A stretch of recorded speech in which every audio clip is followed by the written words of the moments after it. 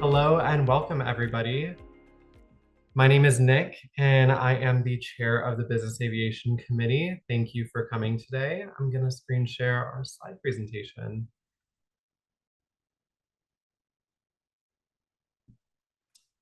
Let me know if that's working. So happy to have you all here today. As I mentioned, my name is Nick Agliata, and I will be your moderator today. I am a newer member of the business aviation community, and I have been working in this industry for just about 2 years.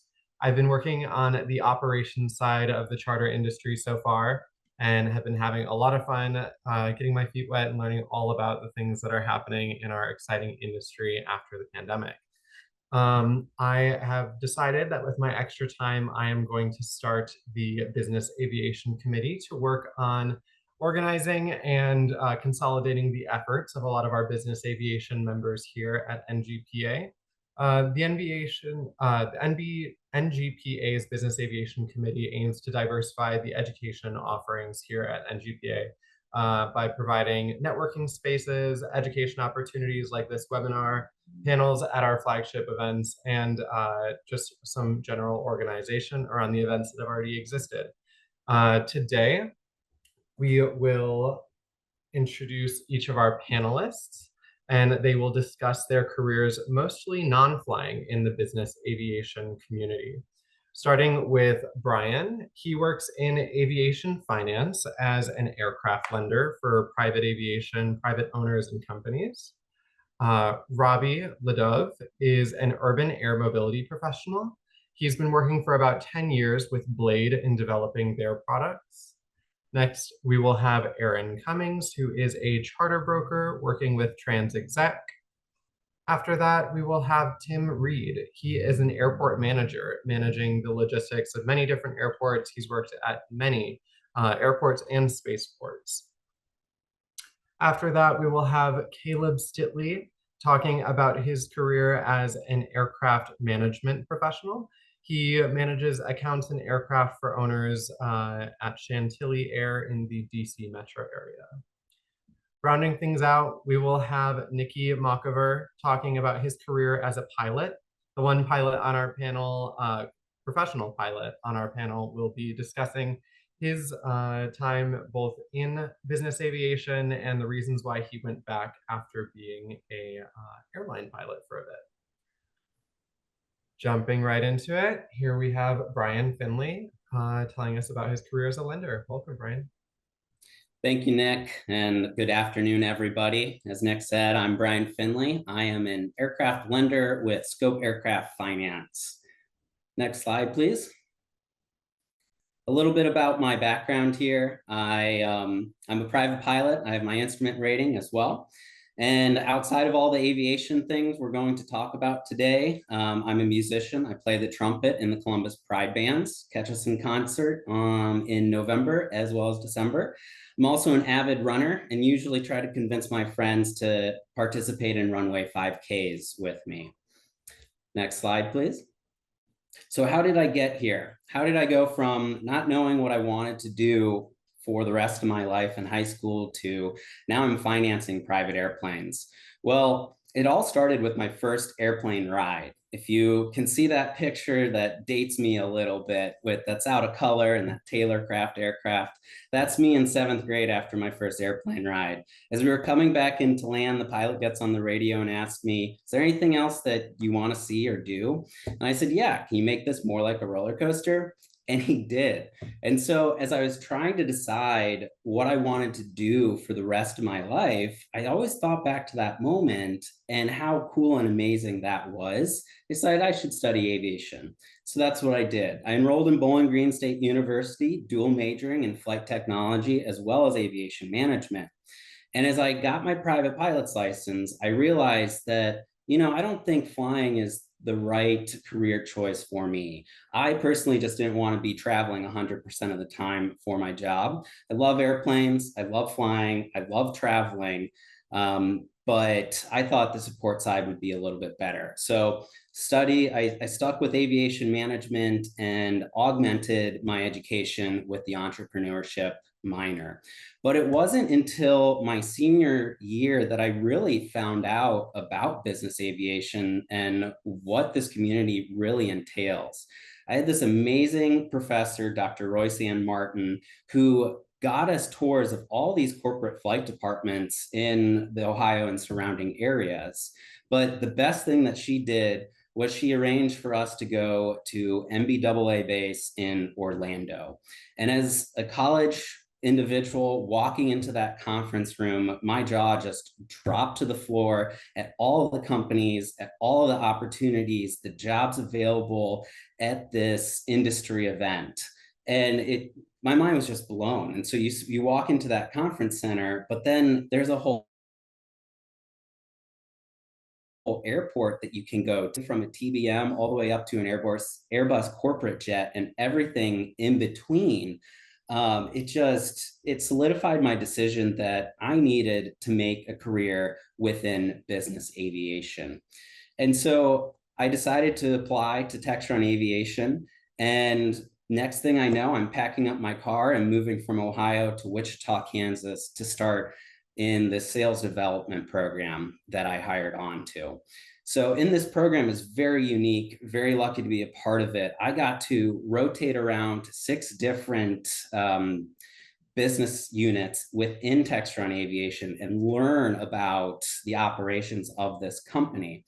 And a really cool event. I'd encourage everyone here, when opportunities come knocking, make sure you open that door wide open and run after them.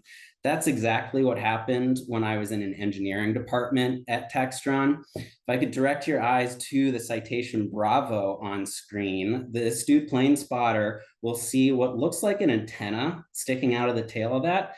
That's not an antenna, that's a water gun. There are 2 650-gallon water tanks inside that Bravo, and they needed somebody to sit in back. And as the experimental test pilots turned around and said, "Hey, turn on the water," they needed me to literally crank a shaft and turn on the water that would spray water out of that antenna-looking apparatus. So why would you need that? Well, at the time, Cessna was trying to certify the electronically heated windshield on the CJ3. And I don't know if you know this, but during summer in Kansas, it's really hard to find icing conditions. And so Cessna would create their own. So it was a really cool opportunity that I was able to jump on and run after, to be part of the certification efforts for that. After that program concluded, I went into contracts, and I was creating contracts for the purchase of brand new airplanes, everything from a 172 all the way up to Citation 10, their largest product at the time. After that, it was a good segue right into sales operations, where I worked with the worldwide sales team and was essentially their liaison between the field sales reps and the factory. As customers would come in for pre-sales visits, I would host those customers. I would give presentations. I'd walk them, give them factory tours, and help out in the sales process. That led to me taking on additional responsibility of becoming an account manager. So after sales would sell the airplane, I would manage that purchase agreement through delivery. So making sure that the factory was building the airplane correctly, making sure that it was painted correctly, keeping the customer updated on the schedule and where their aircraft is at in the build process. And then, of course, on delivery day, making sure that we went out of our way to take care of the customer and walk them through that whole closing process. Then the time came when I wanted to try my hand at sales. And so I had this opportunity to jump into the sales field as a Piston regional sales director. I covered a tri-state region and was responsible for sales of their Piston products, both Cessna and Beechcraft. And as my customers were looking for financing in order to purchase their aircraft, I'd refer them over to this company called Scope. And that's where I'm at today. So next slide, please. So what's it look like, a day in the life of a guy that finances airplanes? Well, it's very, very enthralling. I get to look at tax returns all day, every day. No, just kidding. I have a great team behind me that does all of that. luckily, but I work with customers and sales companies all the time. And it's a great mix that we have at Scope. We focus on the owner operator market. And so what that means is the individual that's writing the check, that's buying the airplane, is also the individual that is flying the aircraft themselves. So it's really cool that I get to get on the phone with customers that are very successful in their line of business. They're either in the C-suite or they own their own business. They've gotten to a point where they can afford a private aircraft for both personal and business use. But the cool thing about it is they're also pilots. So this aviation passion that we all have, it's cool to marry both of those up in the owner operator world. Also work with a ton of sales companies. You can see me in a DA62 flying there. We attend a ton of conferences, so Sun and Fun and Oshkosh, we're always attending those. I'll be at MBAA base as well, so it's cool to have a conference that comes full circle. The conference that got me into this industry in the first place, I now get to attend as a working professional. And my last point here that I'll leave you with is always look pretty and have fun. And what I mean by that is a lot of us in aviation in our career, we're always traveling. We're always going to this next place. And it's so easy to just go back to the hotel room and close the door. I know from personally in my role, I attend a lot of conferences and I can be in a conference room from 7 a.m. for breakfast all the way to 8, 9, 10 p.m. And so we get to go to these cool cities, but make sure you're getting out there and taking the time to adventure a little bit. And that's exactly what I did in that mountain photo. I reached out to a fellow NGPA member, Bryce, and convinced him to climb a mountain with me while I was in Salt Lake City for a conference. So we definitely, I don't know if we were looking pretty, but we definitely had a lot of fun. And I would encourage you all to do the same. Thank you so much, Brian. I absolutely love learning more about your start in this career and what you do. If any of our attendees are interested in asking questions, we will have a Q&A session at the end where anybody can present us questions during, and we will kind of filter through those and present them to some of our panelists. I also want to make an announcement to everybody as you are in here observing. Please search these people on LinkedIn, add everybody here, and get the connections going, as I'm sure will be echoed by just about every speaker. Is getting connected with people in a career that you're interested in is one of the best things that you can do. Next up, we have Robbie Ledove, who will be telling us about his career at Blade.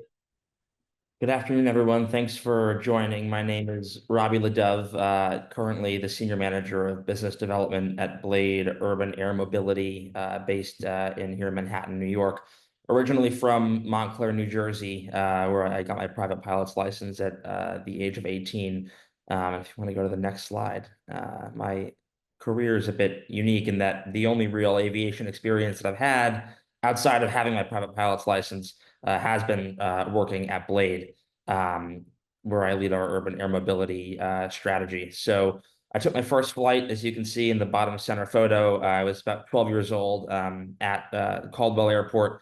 My parents were too terrified to go up with me. And since I was under 18 or under 16, I had to have a supervisor. So my parents got one of my old babysitters to go sit in the back of the plane with me and the instructor when we went up for the first time. And that's when I first fell in love with aviation, outside of just flying commercially a good bit growing up. So, while I couldn't start flight school for a number of years, just because the age and timing wouldn't work out, a good family friend of ours owned a T-tail Beechcraft Bonanza, and he was kind enough to literally take me under his wing and taught me how to fly. He would, we would often volunteer on angel flights together. And my first time ever landing an airplane was actually at Boston Logan, and I believe an Aer Lingus 777 had to go around because I was too slow on final. Outside of my job and my passion for aviation, I went to American University in Washington, D.C., where I studied business and real estate. So I've worked in both commercial and residential real estate. And part of what I do at Blade is kind of at the cross section of both. We have a lot of clients who own large tracts of land, or they live far away and they want to find a way, to sign contracts with Blade, for us to be able to service flights to and from their properties on rotorcraft. So I'll work with them a lot on the land use and zoning aspects of their unique properties to enable Blade to then sell flight services to those folks. When I was very young, I built a multi-screen flight simulator at the age of 12. I kind of went through a lot of this already. But I've always loved cars and airplanes. Was never a big helicopter buff growing up. But saw a unique opportunity for a very small startup at the time, Blade, back in 2016. I think at the time we only had about 10 or 12 full-time employees. The company, for those of you who don't know, was founded in 2014 and operations really ramped up in 2016. Our business model at the time was very simple. It was selling individual seats on helicopters and seaplanes between Manhattan and the Hamptons. Very well-to-do vacation, summer location for folks out on Long Island. There was really no technology. There were no disruptors in that field. So we entered, and that was our first market. From there, we realized that a lot of our clients who, were paying $1,000 a seat to fly out to the Hamptons also owned their own aircraft, and they wanted to, utilize the helicopters to beat the traffic and getting out to Teterboro or Farmingdale or Islip, wherever their aircraft were based, faster than driving. So we started a helicopter charter business that I've helped grow over the years. In 2018, we launched our buy the seat Blade Airport service, which is what we're most widely known for today.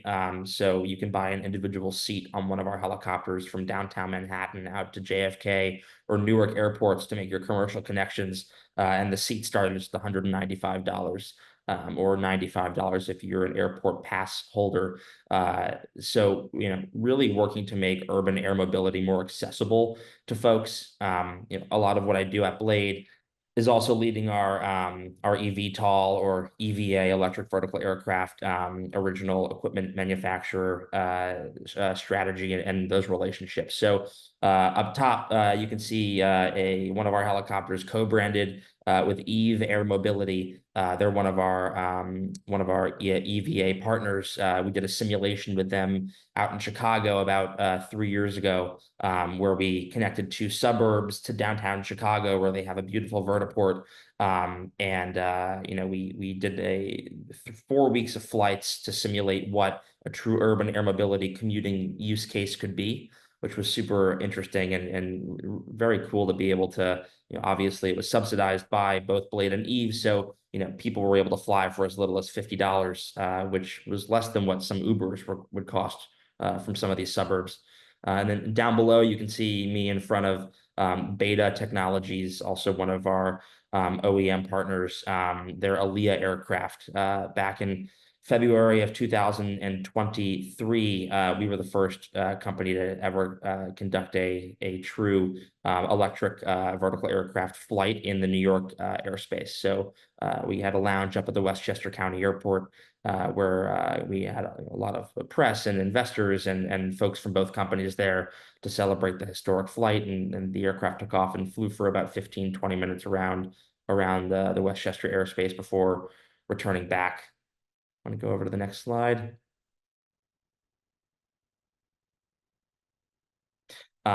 So a day in the life, we like to say we're a publicly traded startup. So everybody is really multifaceted and does a lot, myself included.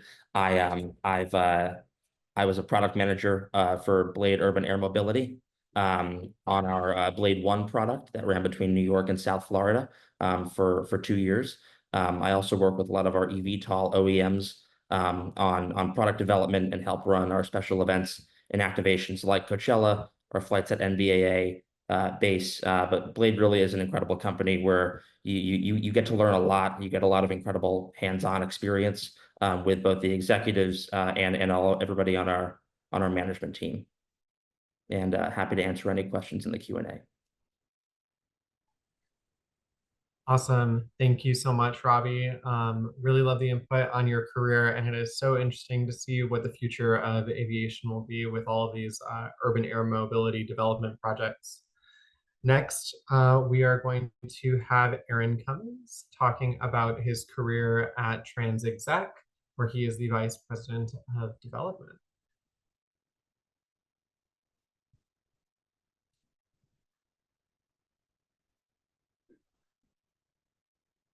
Good afternoon, Aaron Cummings, Vice President of Development at TransExec. I started my career in aviation, 16 years old, 1996.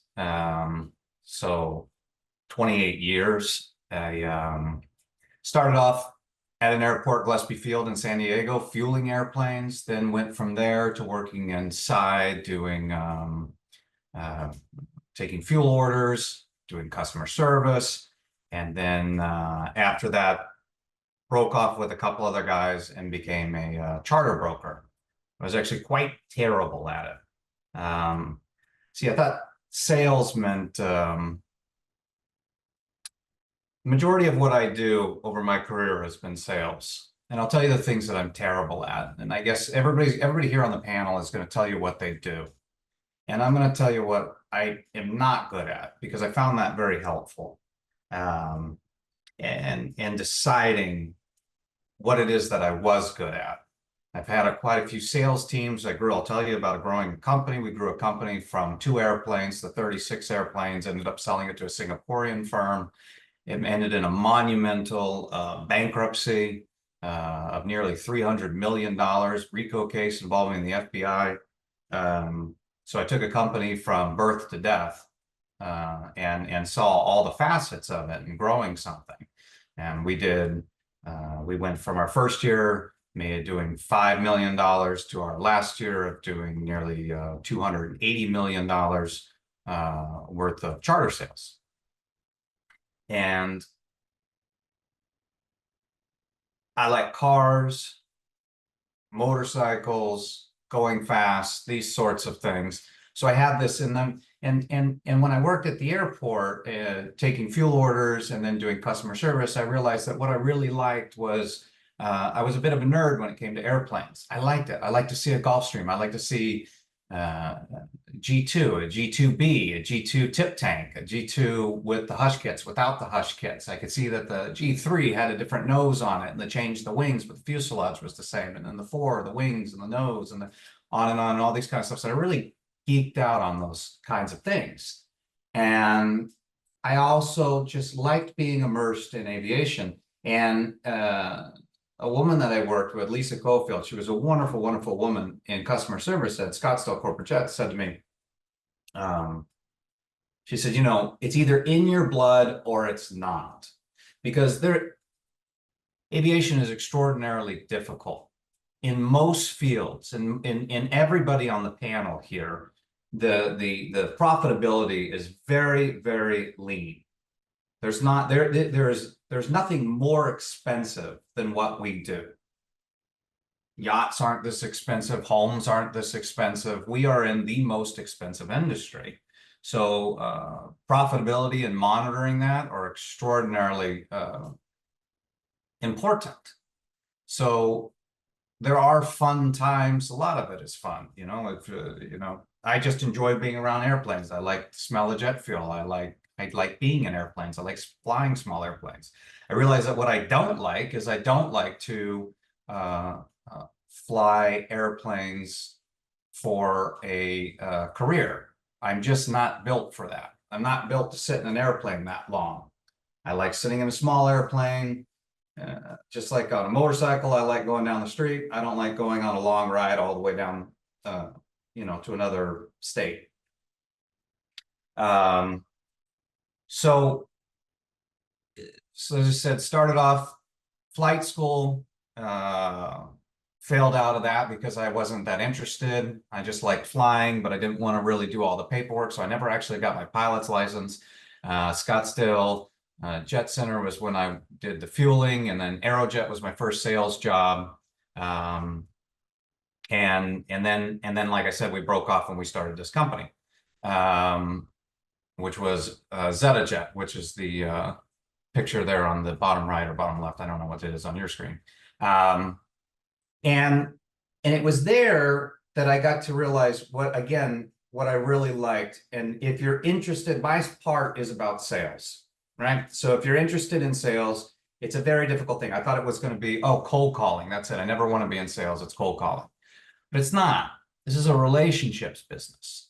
And what everybody on this panel will tell you is it is absolutely a relationships business built on trust. If you want to have longevity in this business, it's trust. There's a lot of people that can get into this business. There's a lot of money and they can make money quickly. They're in and out.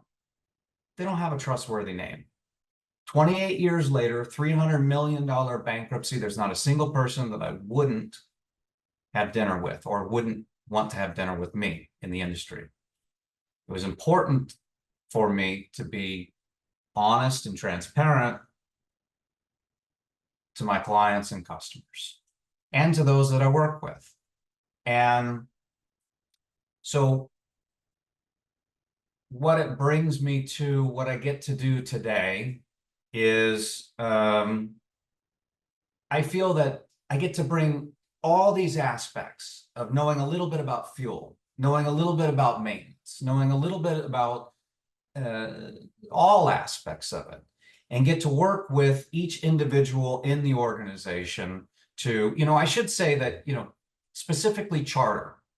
Charter is a very, very small part of this business. When you go to the NBAA, you go to these big conventions, I think that we're important, but statistically, we're small. Although we do move a tremendous amount of money.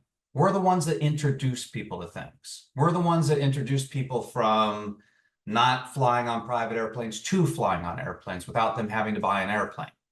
We're the ones that introduce pilots from going from a flight school and who's going to take a shot on them and give them a shot in their Gulfstream or their Global Express. We will, because we need pilots. Who's going to give somebody a shot in maintenance? We will. Aircraft charter companies will do that for everybody in the industry, which makes it a very rewarding and fulfilling position to be in, to be able to give so many, to open up so many doors and careers.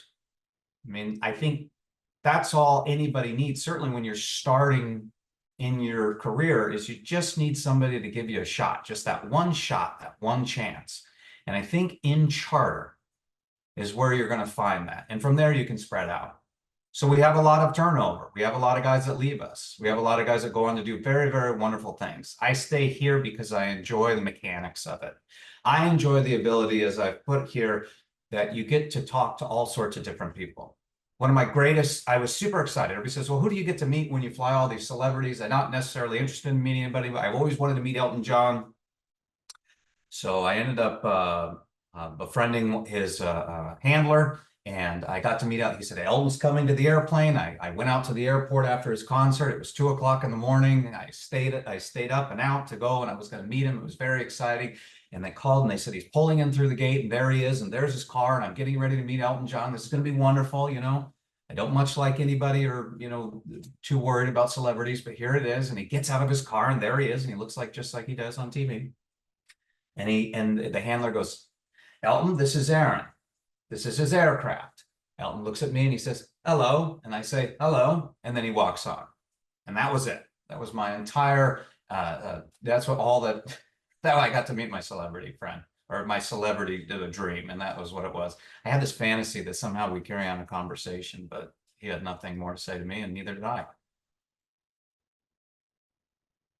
But what I am good at is talking to the handlers, his people, the maintenance people, the owners of these airplanes, the airports, all the different facets all together have to have a tip of the spear, somebody to talk to, somebody that speaks all the different languages, because they don't speak each other's language.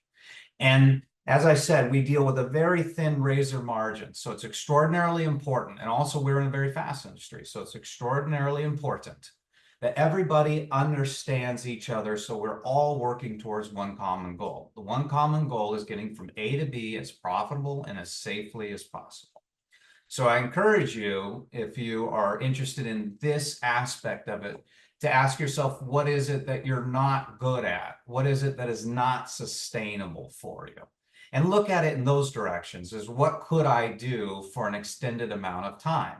Obviously, you don't have to choose at this moment, but it's an idea to think about.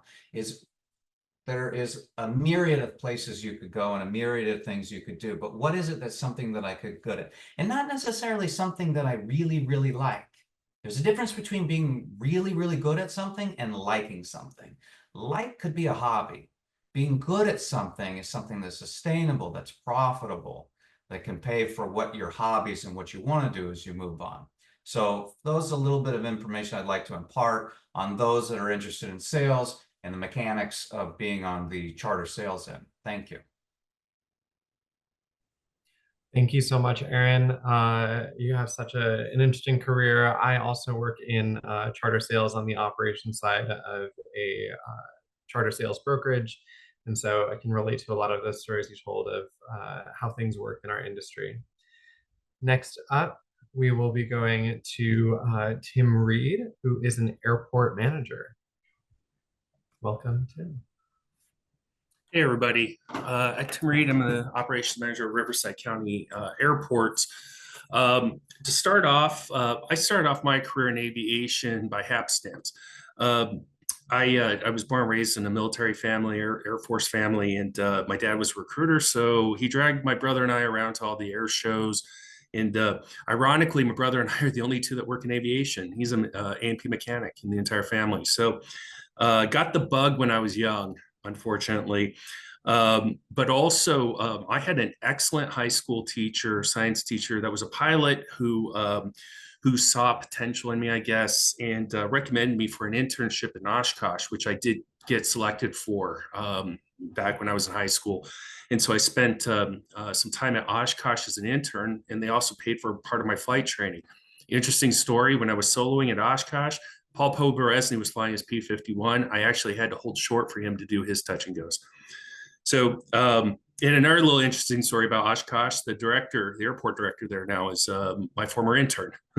So I did get my, I did go back from that experience and got a job working, fueling airplanes to the local FBO, Sky Harbor Air Service. That's actually my first day on the job in that picture, or one of my first days.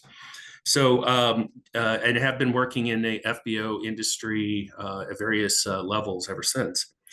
I did study psychology at the University of Wyoming, and I think it's an interesting point to point out that airport management discipline takes all sorts of different types of disciplines and educational attainments. It's a real melting pot. I think that variety actually gives us a little bit better insight into working with our tenants and our customers. In my career, yes, I have worked at several different size airports. Intentional, my goal is to actually teach eventually. There's an old saying in my industry: you've seen one airport, you've seen one airport. And so when you go around and look at the different types of airports, how they operate, it really helps to understand and wrap your head around what it is that we do in our industry. Most notably, I also have experience at Mojave Air and Spaceport, and got lots of experience with hydrogen fueling, UAVs, and the Urban Air Mobility Initiative, but also like hypersonics as well. So it really interesting. Different airports give you different opportunities, which has allowed me an opportunity to really expand and grow in my own career field. Next slide, please. So what are airport managers? Well, basically, guys, the reason why I'm part of this discussion today is that, believe it or not, even though I'm a government employee, I still have to operate a business, or try to operate a business, where an airport is self-sufficient as humanly possible. The most common thing that I hear from people is, oh, well, I pay taxes, therefore I pay for the airport. That's not usually the case.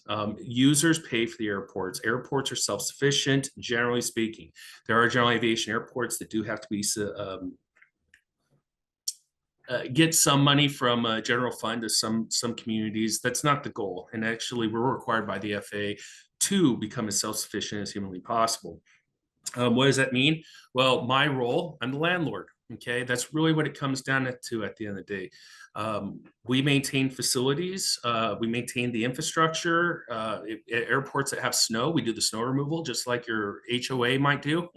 So we're really, at the end of the day, we run an awful lot like if you were a landlord. But we're also public leaders and experts in our field. So in a small community like where I'm at right now, Hemet, I may be the only person in the entire community that knows anything about how airports are ran or why we do what we do.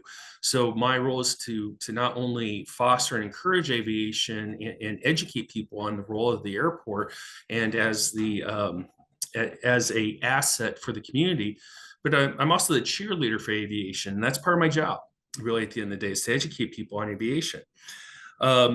Also, safety and regulatory compliance is huge. This is one of the most regulated fields. And I worked in healthcare briefly. I can tell you, healthcare's got nothing on aviation. We are highly regulated. What goes on behind the scenes in order to get a paved surface repaved is very involved and it's very complicated. What we do mostly is a lot of problem solving, a lot of working with tenants to resolve issues. I'm not kidding. If you guys, all of you that are pilots in this room, I get to say this since I'm a pilot, you're all a pain in the butt. But that's for a good point. You guys are who we work for, and you are our primary stakeholder. So we want to identify and address any kind of safety issues or issues on the airport. So that we make it more compatible for your operations and your needs. But more importantly, what I do, and this is very business centric, is business development. How do I talk to the different entities and encourage them to develop on our airport? If there's open land on my airport, I want it filled. Okay, I'm not happy until I'm generating max revenues so that we can put those funds back in the airport and provide a better experience for our customers. What are the requirements to get into this field? There really aren't any, guys. I mean, if you work at an airport, if you're a pilot, if you are an air traffic controller, a mechanic, some sort of auxiliary or related field, that's beneficial for going into the field, okay? Do you need to have a bachelor's degree? No. Highly encourage it, though. I have a friend that doesn't have one right now, and he's having a heck of a time getting a job, even with his experience. So, but the key thing that we do most, and the real tricky thing, there's one is conflict resolution, because y'all are a pain in the butt. I'm just kidding. But yeah, you are. But also the ability to understand how to apply business practices that can generate more revenue for the airport so that it is self-sufficient. You guys would be surprised about how we do some of our funding and financing. We shift the responsibility onto the land side so that they can pay for our airside activities. So it's kind of an interesting field because there's a lot of business strategy and practices and creativity. That's a key thing with this role. The better the airport manager is at learning how to work around the regs, I'm dead serious, the more effective you are as an airport manager. So if you're creative, this might be the field for you. Next slide, please. And this is just a reminder. I want to point this out, why it's so important. If you are somebody that's looking at a career and you don't want to fly, like many of the people that are on this board, like myself, I was post September 11th. I was going to be a pilot too until September 11th happened. There was no demand. I used to volunteer just to get pick up flight students. You know, it was crazy. But you can see there are so many different disciplines that are in the airport management field. And depending on the size of the airport, you might actually have different departments that deal with these different disciplines. Or you can be like me and be a one-man band where all these things fall under me, including noise complaints. Boy, I love noise complaints. Being sarcastic. So, but FBO management is also one of them that you'll see with some of these smaller airports where there's not enough interest from private entities to run the FBO. So we have to do it, take it over instead. So that's pretty much the nitty gritty on what I have. Thank you guys for your time. Oh, shoot, man, I almost missed this. Wow. Okay. One last slide. There are some skills that are very helpful in this field. Like I said, the ability to work with people is key, but also dedication and communication. This is not a fun job in the essence of, you know, you make a ton of money and you get all the time off in the world. This is a fun job because you're dedicated to the mission and that you're willing to sacrifice sometimes your personal time in order to make things work. I don't deal with that out here in California as much as I did in snowy areas where we did snow removal and then construction during the summer. But it is a very involved job. And if you're somebody that takes pride in what you do and you love being a community leader, This is the right kind of role. The reason why I have this picture up in here, by the way, that's an old movie, Airport 1977. It probably predates most of you in this room. But the reason why I bring it up is because if you ever get a chance to watch it, this is a perfect example of what airport managers do. And this guy is running an airport. He has a snow event. The aircraft slides off the runway, and it's blocking the use of that runway and causing the backup runway that has noise restrictions on it. And just all these problems. Plus, on top of it, his wife's pissed at him because she's at home waiting for him to come home to go to a social event. So let me just tell you, it was a very accurate movie. But the key thing is with being in airport management is this is your circus. And these are your monkeys. It's your job as the airport manager to make things not only work, but to get everybody to work in lockstep, working towards the same common goal, whatever that goal is for the airport. And you get to see some really cool stuff. I love, thank you, Nick, for putting this together and helping me out with it. This aircraft incident that occurred over Atlanta last week, this happens a lot of airports, guys. By the way, a little tip from an airport manager. If you stay on the center line of a taxiway, it does not guarantee clearance of anything. I know that's a common misnomer, but that's your example right there. So in my role, we roll out there. We make sure that the incident scene is stabilized, safe. We close the affected parts of the airfield. We coordinate response, and we work with the incident commander to make sure that they have all the assets that are needed. Plus, at smaller airports, we do some of the accident investigation reporting to the NTSB.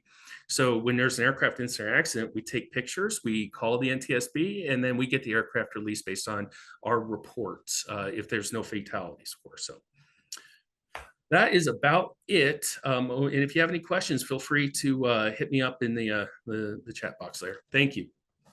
Awesome. Thank you so much, Tim. What an awesome career to have highlighted here. Really excited to have this for everybody to get connected with an airport manager.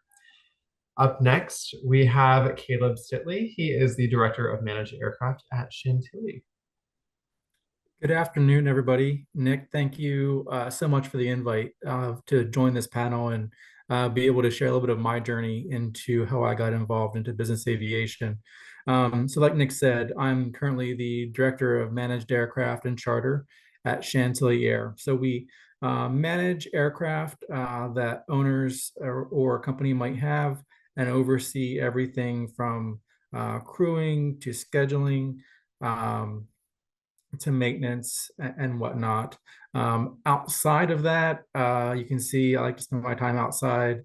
I love to hike, have a couple of farm animals at the house. And the best job of all is that I get to spend time with my kids as well. So next slide, Nick. So my background and how I got into business aviation, unlike some of the folks you've heard from today, I did not have any exposure to aviation growing up. I actually went to college for international business, marketing and Spanish, and spent some time studying in Central America. It was during my time at college that my college advisor had suggested getting an internship just to get some sort of experience on my resume. And my journey into aviation stemmed from that, just pure luck. My advisor knew of a family who had recently purchased a large fleet of King Airs, which was dynamic aviation. And so I started as a marketing intern, just working there during 2 semesters.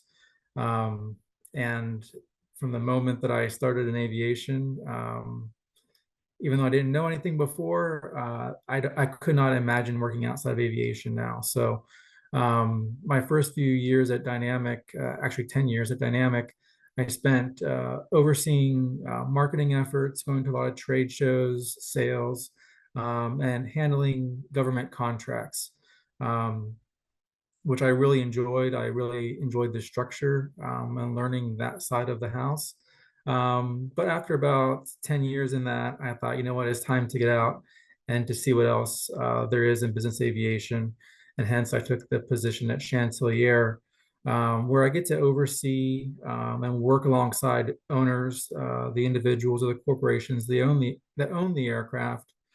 Um, from doing budgeting to helping to find crew members to looking out a year in advance and scheduling maintenance events around owners' schedules. So my day in the life of really is different every single day. And it's something that I really come to love about aviation is it's different every day. And I think that a lot of people on this panel have similar sorts of schedules or incidents where no day is ever the same. I'm also president of the Greater Washington Business Aviation Association.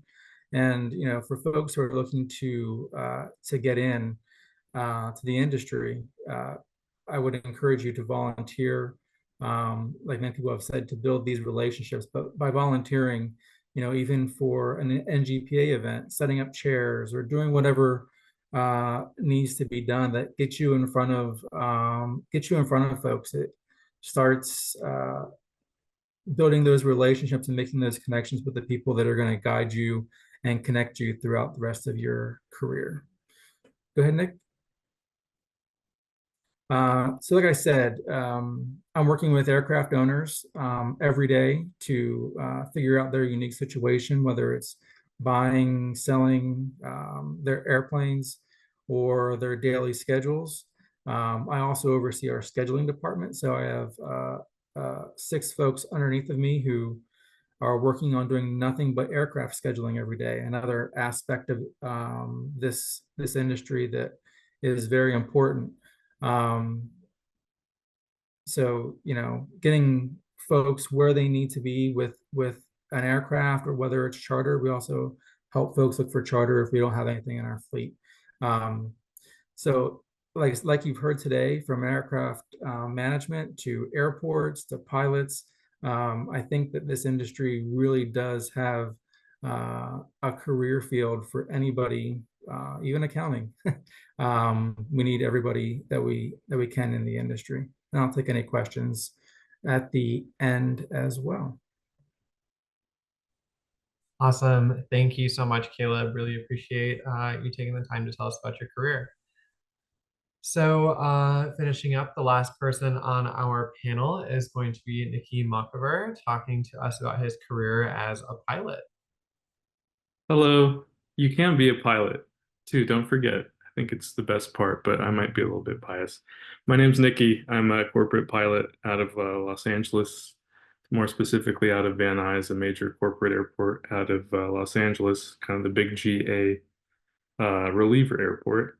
And that's also where I learned to fly. Grew up right under the departure path, and no one in my family flew. They kind of thought I was crazy. I was like a kid, and I was begging my parents, please, can I play flight sim, please? Finally, I got flight sim, and that led to flight lessons at 11, but I didn't really get going until I was in high school. There's a special Explorer Squadron in Van Nuys. If you were 14 to 21, it was $50 an hour wet, which is crazy. I mean, it wasn't that long ago. Was it like 2008 or so? So it was heavily subsidized. All the instructors were volunteers, and that's kind of what got my feet wet in the aviation. And I always loved it, just like probably you do and everyone else here.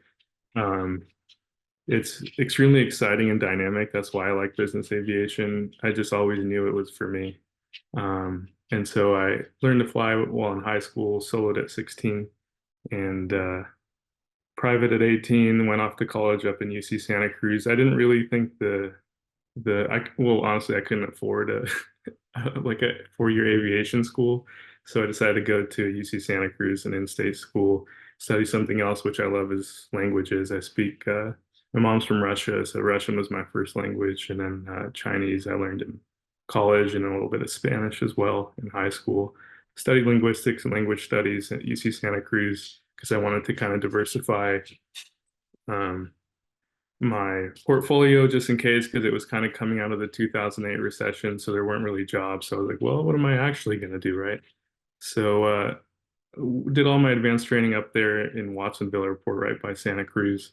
and graduated early to save a bunch of money to try to put it towards flying because it still isn't cheap, and also grateful to be an NGPA scholarship winner, which kind of set the stage for my career very well.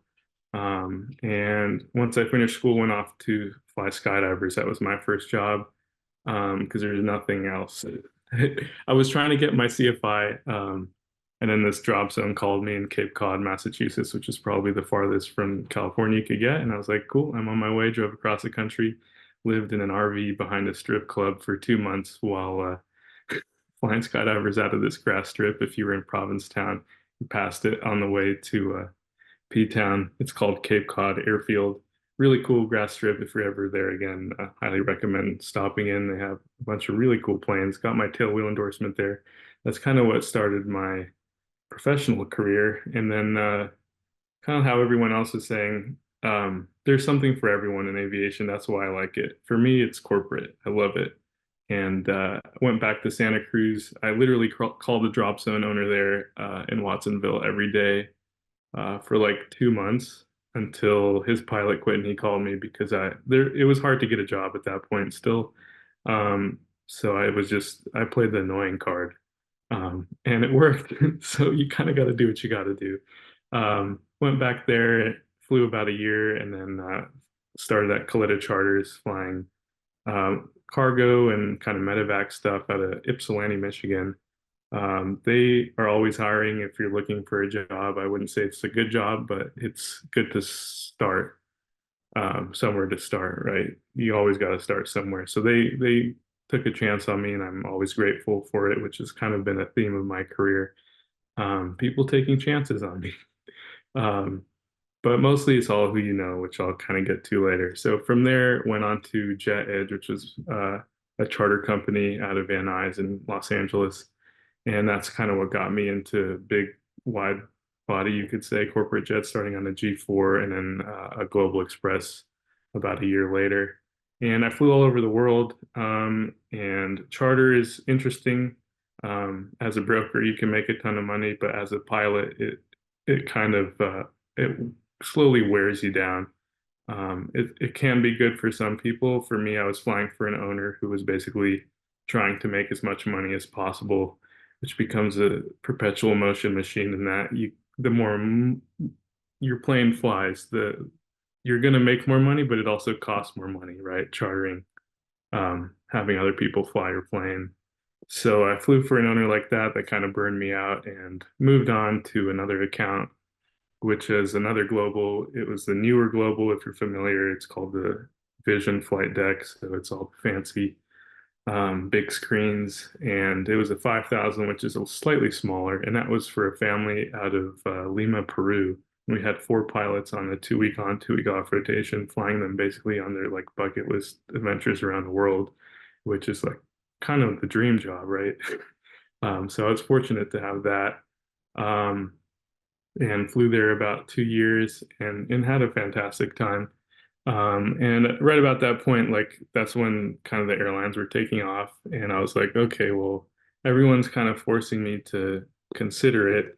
And I've never tried it, so I wanted to try it. I was fortunate through NGPA to have an incredible mentor who got me very quickly hired at Spirit Airlines, which I started in February 2020, which was arguably probably the worst timing of anyone, but it bounced back quickly at least. But I didn't really fly. I flew maybe a month and a half or 2 months total. In that 2 months, I learned that airline flying is not for me, and it's very monotonous. Same thing every day. Flying with people that were less than interesting. It's kind of like, yeah, you get paid a ton of money in the end, but it's like, is it worth it? For me, I knew it was a resounding no. I'd rather do what I love, which is flying private jets. So I went, fortunately, also through NGPA networked. I mean, I've known this guy forever, and he's a huge donor and happened to buy a G550. And he was originally buying a global, so I was consulting him on his purchase. And he was like, the 550 fit his mission profile a little better. And he had always been trying to poach me. So I was like, okay, if you want me to fly for you, I'll fly for you. So worked with him for about 2 years or so, 3 years. And he eventually ended up selling that plane, which is the the thing about corporate aviation. You always have to be ready to hop to the next opportunity. Loyalty is great, but at the end of the day, you always have to have your resume ready. So I became a full-time freelancer, which is actually a lot of fun. So people call me all sorts of clients with jets, and I was a contractor about 8 or 9 months, and that helped me expand my network. It basically exploded it in a good way. Networking is so important. That's how I got basically all of my jobs. It's through knowing people, and you're not going to get anywhere by just applying online. You might see a job online, but the most important thing is to go in person if you can. That's kind of like, when I called that drop owner every day, you have to kind of make your presence known, and it's not going to be done passively. So my encouragement to you as an up and coming pilot, if you're thinking this is what you want to do, it's super exciting, it's super rewarding, it's super challenging. But you have to make the effort to show up and meet people. And LinkedIn is great for that, but being in person is so much more important. So from there, I met a great crew and owner, and they finally convinced me to go full time with them at the beginning of the year. And so that's kind of what I've been doing, managing a G450 now for a client through Clay Lacy Aviation, which is a large management company based in Van Nuys. And it's been super rewarding, super challenging. I don't know, it's a lot of fun. I mean, I'm thankful for everyone that's taken a chance on me, but uh, it's been just fantastic. And I enjoy being a corporate pilot because it's a lot more exciting, right? We get to spend a week or two in Bora Bora, Paro, Bhutan, you know, Teterboro, you name it, all the best places in the world. And I don't have to wear a tie, right? I can just wear a polo. That's how you know it's good. Um, I enjoy the challenge of meeting real-time logistics challenges for my owner. He calls me, he just called me because we have a trip later today and I'm gonna make it work, right? I enjoy it, and I'm lucky to work for an understanding individual who I think values us. And it's, to me, rewarding to be able to provide that individualized, specific, and special service just for them to be able to, go to his meetings or whatever it might be. Um, I enjoy corporate flying just a lot more. It's challenging, a lot of small airports, places I haven't been to, but I have through this management company, Clay Lacy Aviation, huge uh, just force to support me. I fly also with a lot of other Part 91 departments that are their own thing, and they all have huge safety infrastructures, which have been kind of bolstered in the last few years. I feel like that are just required because it's important, I think, to work for a safe operator.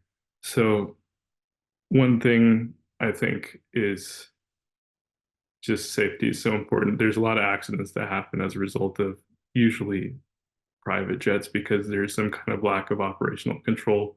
And so being able to have that backup from a company is huge for me. Like right now, for example, um, my boss asked me, we're flying a red eye tonight. He's like, would it be cool if we just fly straight to New York after? And I was like, no, we need like 10 hours rest. So I'm never met with any contention. It's like, okay, great. Get your rest and we'll see you in 10 hours, or whatever it has to be. And some other things I like to talk about is everyone has a super unique path in aviation because there's so many different opportunities, whether it's airport managers and everyone you're talking to today, charter brokers, that you could be flying seaplanes in Alaska. If that's what you love, you got to do it because at the end of the day, the airlines are dumping a lot of money, but money isn't everything. And you'll have it as a corporate pilot, I can guarantee, or whatever you end up doing. But it's so important to have that self-fulfillment and knowing that you're following your calling to doing whatever it is you like. And most importantly, you can say no to the ties. Anyway, I know there's probably a lot of questions, so I'm happy to answer. I love, fostering a great community of aviators because I was given a lot of opportunities from people who I sought out and asked questions, and that's what got me all my breaks, basically. So I'm happy to pay it forward. And if you find me on any social media, feel free to reach out, and I'm happy to to make it work and advise you however I can. But thanks, Nick, again for making this happen. Perfect. Thank you so much, Nikki, and thank you to all of our panelists for your input today. Really appreciate what you've expressed about each of your jobs, and hope it invites a lot of future conversations. As we go into this last part of our presentation, I want to reiterate a few things that were said by our panelists. The main overlying subjects of networking is so important. Getting out there, talking to people, shaking hands, and getting your face out along with your resume is so important. Being a part of NGPA has completely transformed my life in business aviation and my career. As a person with a degree in music and history and business, I wasn't exactly set up for a great resume to come up across anybody's desk. And it's the people I know and the favors they were able to call in for me that got me my first and second job. From there, what Nikki was saying about taking a chance on people, all of the people who have spoken on this panel today are looking for those people who want those chances. So if you are interested in a job or interested in just a mentor, somebody to talk you through this early stage of your career, this change in your career, they're here. They're here. They're at the mentorship part of the NGPA, and they're also at a lot of our events. So I urge you to show up, meet those people, and make those connections, keep them going. This last slide highlights one of the biggest networking events in business aviation, actually the biggest networking event in business aviation, which a few of our panelists mentioned, which is BASE, the Business Aviation Convention and Expo, which is now, I believe, permanently in Las Vegas every year. It is about 1 month away, and if anybody on this call is interested in going and attending this event, it is the perfect opportunity to see what the business aviation community is and what careers we have to offer. I will be there. I'm sure almost everybody else on this panel will be there, and we are very happy to say that one of our NGPA members who works at the NBAA has gotten us access to a limited number of free passes. There are student tickets to NBAA base, but in the past, at least, they have been limited access for days or to the static. These will be passes for all 3 days, and they will get you access both to the main expo hall and to the static display. The static display is every aircraft you could imagine, charter aircraft, brand new aircraft from the leading aviation manufacturers. And we will also have urban air mobility aircraft on site. Occasionally they will do a test flight and show us what their aircraft are up to. And it's a really great event just to see what's going on the cutting edge of aviation. That will be all for today. I want to thank you all for attending. This is the first event of the National Gay Pilots Association Business Aviation Committee. There will be more webinars in the future and in-person events at our flagship events. I hope to see you all at BASE, and hope to see you in the business aviation community very soon. Thank you so much. Bye-bye.